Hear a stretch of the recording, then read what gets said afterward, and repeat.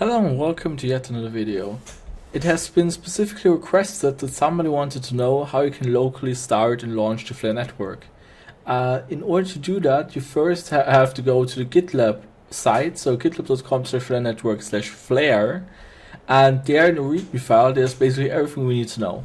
The first thing we have to do here, so in regards, so the first thing we'll have to do is we have to call that command. It's git clone and that part here. So basically you just copy that. So I will be using the Windows subsystem, so the Windows Linux subsystem again. I already did that, but basically you just enter the command and say enter, and then you will get this Flare folder right there. Afterwards, we're almost set. Then the next part we have to do is here the export command. So then just copy and paste it again. What I did, so we just say vim. So you don't have to do it, but that's what I did. We go into the bash or C, and then I added the command at the end here. So it places it there. So whenever the Windows subsystem launches, so the Linux subsystem, that this variable is always being exported. So don't have to do it each time you want to start the Flare network. Alright, so what else is there?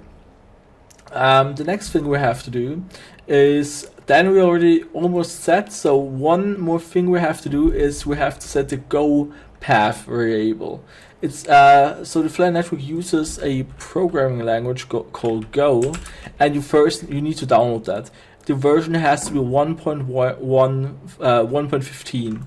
So you just basically go to the Go website, and then make sure, so we'll just look it up quickly, go download, then you just will call basically, so you go to golang.org and download for Linux the latest version more or less, so, or the version 1.15, so I use that one here. So you basically download 1.16, so copy the address and then call the command wget, so you can download it more or less. So we'll be now, so we'll be making a new directory. Okay, wow. Dear tester, we'll call mcat make directory test, right? Yeah, I'm trying to get used to all the commands here, and then I'm calling wget and I paste the URL here, so it downloads for me the entire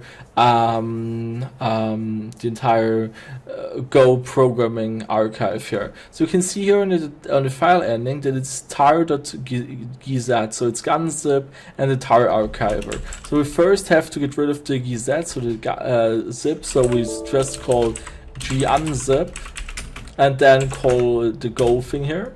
So now we are getting rid of the .gz extension here.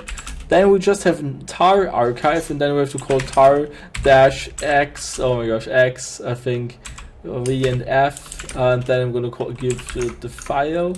So I'll call it in verbose. I hope that works. Let's see. Oh yeah, it's right now extracting, so I hope it works.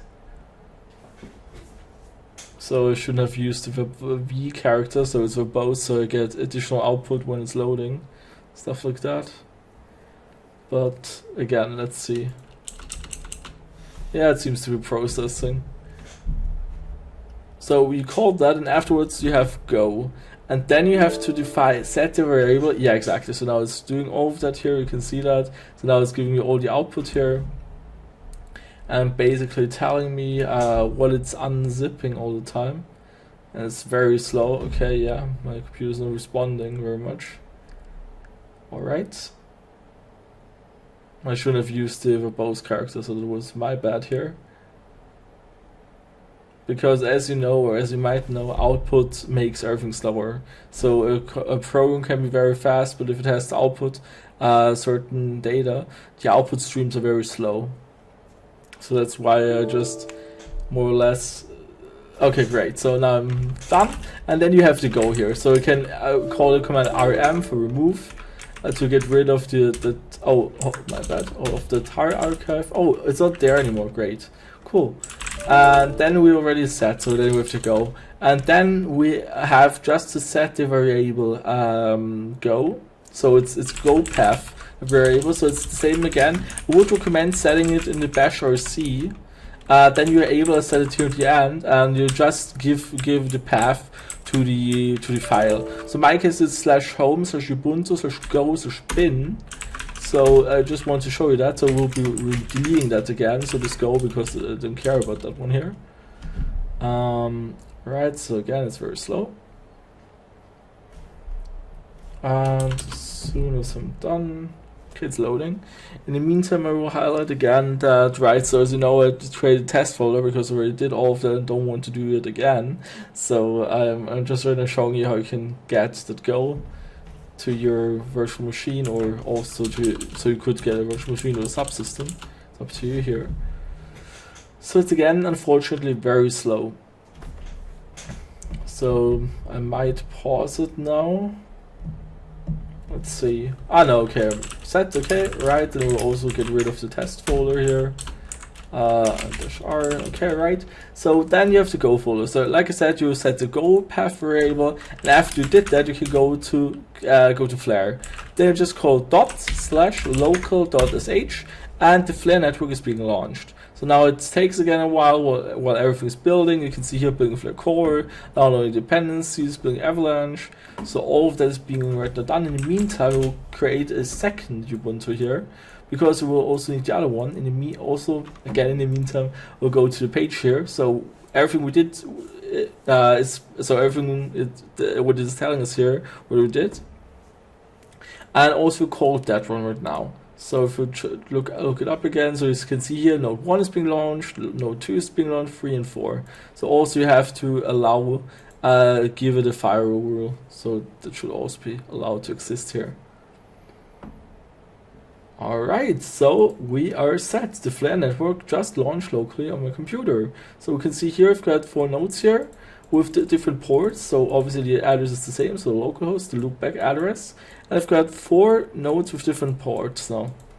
And one more thing we have to do is start the connector. So we can see the state connector.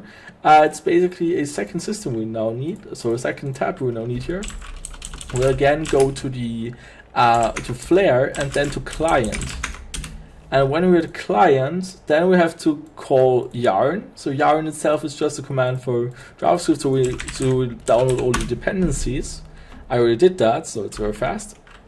And then I will just call ./bridge.sh space XOP. So ./bridge.sh XOP, enter.